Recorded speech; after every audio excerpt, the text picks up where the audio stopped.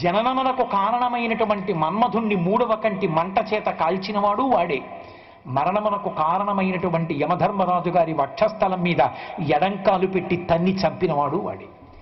ఇవి పరమశివుడివే అనుకుంటున్నారేమో, పార్వతీదేవి కూడా. ఎందుకంటే ఎడమకాలు అమ్మవారిది, వామార్థ భాగం. అయితే మరి పరమశివుడి ప్రమేయం లేదా అండి యమధర్మరాజు గారిని చంపడంలో అంటారేమో. కాలు కదిలిందంటే మనసు కదిలింది కదా ముందు.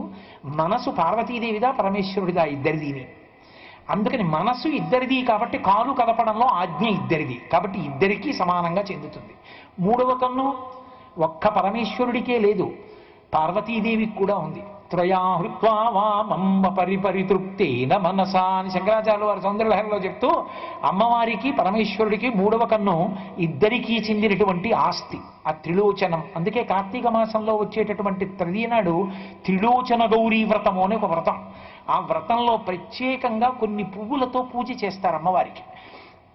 కాబట్టి అటువంటి పరమశివుని యొక్క పాదములు పట్టుకుంటే, పరదేవత పాదములు పట్టుకుంటే మళ్ళీ పుట్టవలసిన అవసరం లేకుండా యమధర్మరాజు గారిని శాసించగలిగిన వాడు ఆయనే.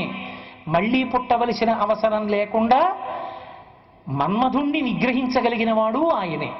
కాబట్టి ఇక జనన మరణములు లేకుండా చేయగలిగినటువంటి మోక్షస్థితిని కల్పించగలిగినటువంటి పరమేశ్వరుని అనుగ్రహము చేత సంసార భ్రమణ పరితాపోప శమనమును పొందడానికి ఉపకరణమే పరమేశ్వర లింగాభిషేకం.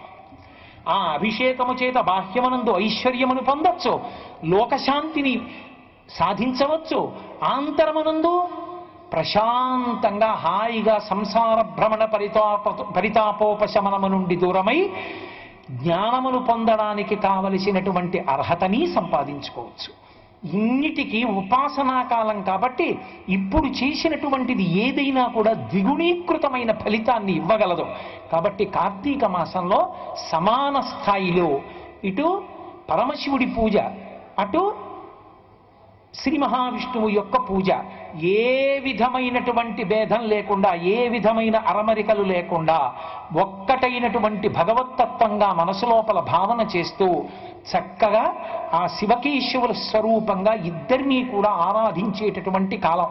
ఇంత పరమ పవిత్రమైనటువంటి కార్తీక మాసంలో ఒక విశేషం, అపమృత్యు భయం లేకుండా చేసుకోవడం అన్నది ప్రధానం. మీకు నేను చెప్పా, కార్తీక మాస ప్రారంభమునకు ముందు ఆశ్వీజ మాసం చిట్ట చివర దీపావళి అమావాస్య నాడు అపమృత్యు దోషాన్ని తొలగించుకోవడానికి ఆ ఉత్తరీని, ఆ మట్టి పెళ్లతో ఉన్నదాన్ని తీసుకొచ్చి శీతలోష్ట సమాయుక్త సకంటక దళాన్విత హరపాపమపామార్గ భ్రామ్యమాణ పునఃపునః అంటూ దాన్ని తిప్పుకుంటారు, అపమృత్యు దోషం పోతుంది అని. ఆ అపమృత్యు దోషాన్ని పోగొట్టడానికి వీలైనటువంటి తిథులు కొన్ని నడుస్తాయి. చిత్రం ఏమిటంటే, ఏదో పెద్ద కష్టపడిపోయి ఉపాసన చెయ్యవలసిన అవసరం లేకుండా తప్పుకోవచ్చు. అత్యంత ప్రేమతో కూడిన మానవీయ సంబంధంతో. లోకంలో మధురాతి మధురమైన పిలుపు అన్నయ్య అన్న పిలుపు. అన్నయ్య అన్నయ్య అని చెల్లెలు పిలుస్తుంటే అసలు ఏ అన్నకైనా మనసు కరిగిపోతుంది. అసలు ఆ అన్నయ్య అన్న మాట ఎవరు కనిపెట్టారో కానీ ఆ అన్నయ్య అన్న పిలుపు పోతన గారికి ఎంత ఇష్టం. అమ్మా ఒకటి, అన్నయ్య ఒకటి. ఎక్కడైనా అవకాశం వచ్చిందా వదలరు పోతన గారు.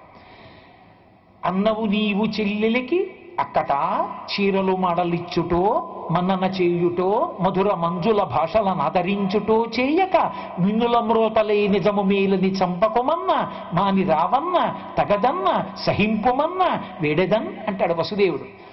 బావా అనడు, అన్నవు నీవు చెల్లెలకి, అన్నతో మొదలుపెట్టారు పద్యం. నీ చెల్లెలయా, నువ్వు అన్నయ్యవి. అన్నవు నీవు చెల్లెలకి అక్కట మాడలు చీరలిచ్చుటో. చెల్లెలు కనపడితే సంతోషంగా ఓ చీర ఇవ్వాలి, పసుపు కుంక, అమ్మ కట్టుకో అని. ఆవిడ ఎంత ఐశ్వర్యవంతురాలైనా మా అన్నయ్య ఇచ్చిన చీర అని కట్టుకుని మురిసిపోతుంది. కాబట్టి ఇవ్వద్దు అంటాడు.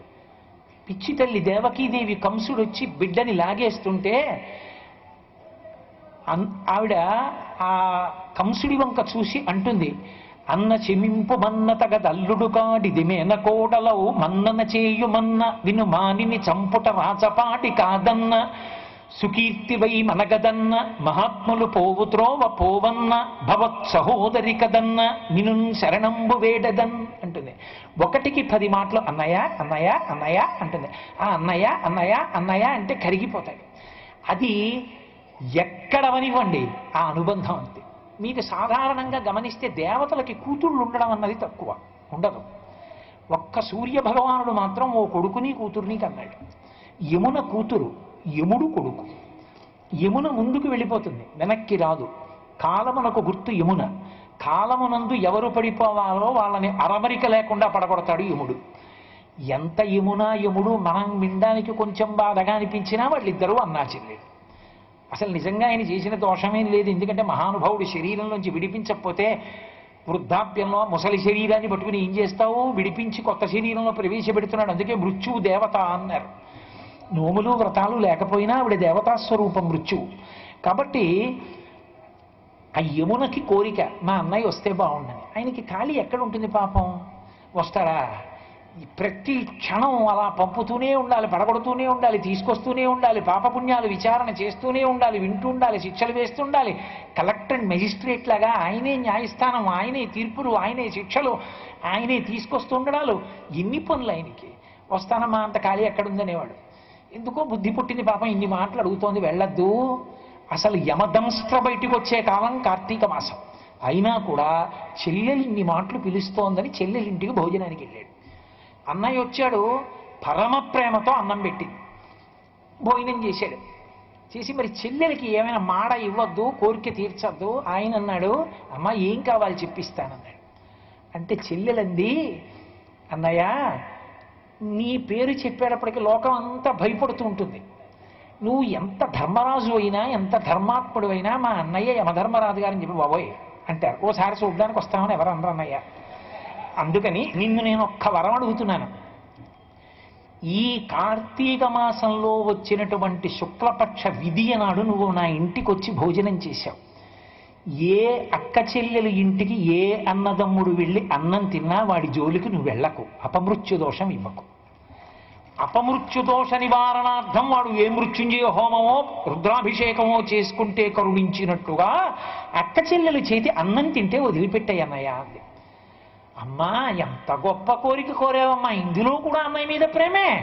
తప్పకుండా కార్తీక మాస శుక్లపక్ష విధియ నాడు ఏ అన్నయ్య అక్క చెల్లెలు ఇంటికి వెళ్ళి అన్నం తింటాడో ఆ అన్నయ్యకి అపమృత్యు దోషం లేదమ్మా అన్నాడు. అందుకే దాన్ని సోదరి ద్వితీయ అని పిలుస్తారు. అన్నదమ్ములందరూ అక్క చెల్లెళ్ళ ఇంటికి ఎడతారు. అక్క చెల్లెళ్ళు తోడ పుట్టడానికే కాదు, అన్నదమ్ముల్ని సోదరి ద్వితీయ నాడు ఆహ్వానించాలి. మా ఇంటికి వచ్చి అన్నం తినమని. అంటే ఇంటికి వెళ్ళి అన్నం తిని సంతోషిస్తారు. ఆ పక్కన వచ్చేటటువంటి తృతీయ భాతృతృతీయ అంటారు. ఆ తదియ నాడు అక్క చెల్లెల్ని ఇంటికి తీసుకెడతారు. అన్నయ్య ప్రేమ అన్నయ్యకి ఉంటుంది కదా, అమ్మా నేను వచ్చాను నాతో రా ఒక్కరోజు ఉండేదు కానీ బావగారు ఒకసారి మా చెల్లెల్ని పంపించండి అంటే తన ఇంటికి తీసుకెడతాడు. కానీ శాస్త్రంలో ఏమిటంటే అక్క చెల్లెల్ని తీసుకొస్తే మంచిదే. అక్క చెల్లెల్ని తీసుకొచ్చిన అథవా తృతీయ అంటే తదియ తిథి నాడు సువాసిని పూజ చెయ్యాలి. సువాసిని పూజ చేసి మంగళ ద్రవ్యాల్ని బహూకరించాలి. అమంత్రకంగా మీరు చేసినా సరే, అంటే ఒక సువాసిని తీసుకురావడం అంటే ఐదోతనానికి సంబంధించినటువంటి చిహ్నములు ఉన్నటువంటి వారిని తీసుకొచ్చి కూర్చోపెట్టడం మంచిదే. దానితో పాటుగా సువాసినికి కొన్ని లక్షణాలు ఉండాలి. సువాసిని పూజ అని ఉంటుంది. సువాసిని పూజ చేసేటప్పుడు సువాసిని నామములను ఉంటాయి, ఆ నామములు చెప్పాలి.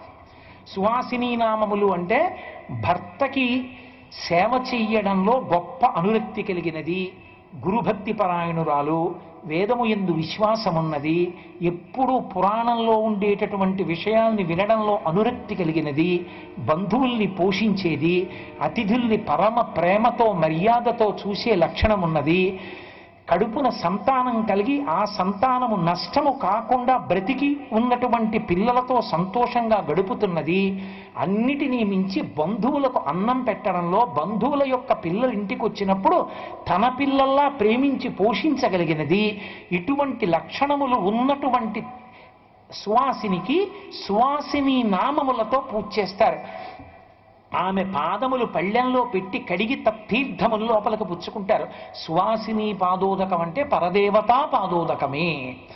ఆమెకి జటాబంధనం చేస్తారు. అది సువాసిని పూజలో అత్యంత ప్రధానం.